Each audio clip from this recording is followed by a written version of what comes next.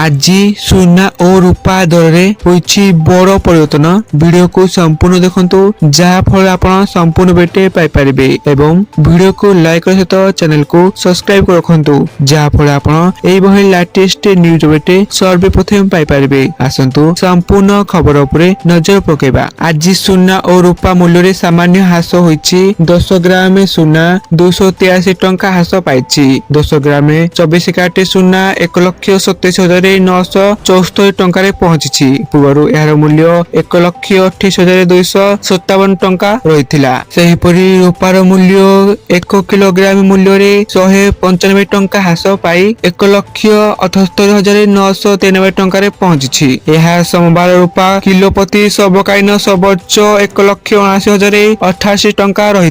यह संपूर्ण बेटे आपण वीडियो को संपूर्ण देखिथारु आपण मानकु धन्यवाद।